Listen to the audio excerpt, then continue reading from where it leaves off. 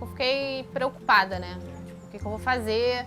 Eu não tinha intenção naquele momento de contar para meus pais, eu estava meio aérea. Eu escrevi por carta para minha mãe, porque até então eu não tinha nem contado para ela que eu tinha perdido a virgindade. Já tinha 1 ano de relacionamento com ele, a gente não estava esperando aquilo, mas era super cabível de acontecer, porque eu não tomava remédio, a gente não se protegia. Depois de diversas conversas com meu pai, eu falei, olha, se vocês quiserem fazer alguma coisa, eu vou fazer extremamente obrigada, porque eu tenho 16 anos, se você falar que eu vou fazer certa coisa, eu sou sua filha, eu vou ter que fazer. O Renzo passou quase que 2 meses iniciais da vida dele internado, ele nasceu prematuro, eu não consegui nem amamentar. Quando ele veio para casa, não era aqui, era na casa da minha mãe, o pai dele morava na casa da mãe dele. Renzinho, vou guardar sua caminha, tá bom? Eu tinha amigas que estavam sendo mães também. E elas falavam, eu boto pra sentar na cadeira, pra pensar. Mas dentro da minha casa, quando eu tentava fazer, a minha mãe e minha avó não deixavam. Na concepção delas, ou da forma que a minha avó criou a minha mãe e minha mãe me criou, não foi desse jeito. Para elas, a criança, nesse tempo de idade, não tem noção do que se está passando. Então, quando ele via eu me alterando com a minha mãe, ele ficava nervoso, ele chorava, e aí era todo um problema, né? E eu cheguei a falar várias vezes pra minha mãe, você foi mãe, você teve seus erros, agora é minha vez de errar. Se eu tiver que errar, deixa eu errar, sabe? Quando o Renzo tinha quase uns 3 anos de idade, a escola me chamou para conversar, pedindo para levá-lo num psicólogo, porque ele não se interessava muito pelos trabalhinhos.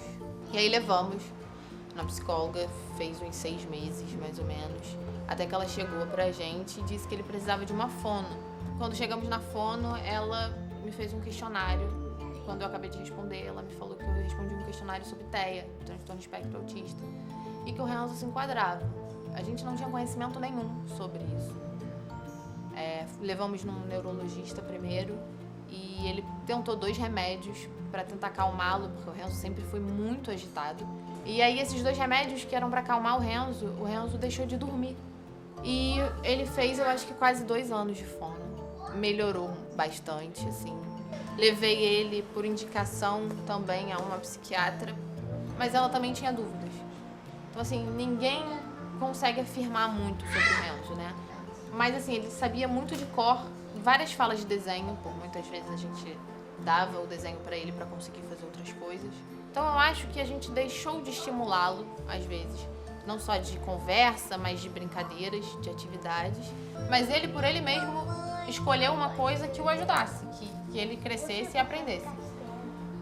Boa tarde, vovó Kátia dormiu em casa de novo. Renzo felicíssimo. Contei que foi o dia do psicólogo e a escola, manda notícias. Na verdade, semana passada foi o primeiro passeio do Renzo sozinho para a escola. E todo mundo estava meio apreensivo e foi super legal. Foi pro Jardim Botânico também, ele ama a natureza. Não, papai, vai lá dar um abraço no papai. Eu acho que a partir do momento que a gente tem um filho, né, a gente se sensibiliza um pouco mais e passa a ligar para certas coisas que a gente não ligava muito antes. Coisas que, às vezes, quando eu era criança, sei lá, chegava numa pracinha diferente, me sentia um pouco destacado, queria jogar bola junto, mas não podia. Eu deixava para lá e ia arrumar outra coisa para fazer. Hoje em dia, se acontece com ele, se ele chega na pracinha, tem a roda de crianças e ele vai tentar entrar e ali tem uma barreira, isso já gera um incômodo, né? A gente queria que fosse diferente. Então, a gente tem corrido muito atrás de levar Renzo em psicólogo, o que precisar, porque eu acho que o nosso maior receio é que ele, mais tarde, adolescente, adulto, tenha dificuldade em se relacionar, em conversar, em até se virar sozinho mesmo, né? Às vezes a gente tem uma dúvida e às vezes a gente tem uma certeza de que vai dar tudo certo pela capacidade, inteligência que ele demonstra, né? E esse grandão? Azul. E esse azul? Netuno. Muito bom. E esse pequenininho aqui? Nesse ano a gente tá morando nós 3, então eu acho que todo o meu ideal de família, apesar de diferenças do dia a dia, mas eu acho isso normal, então pra mim eu estou dentro dele.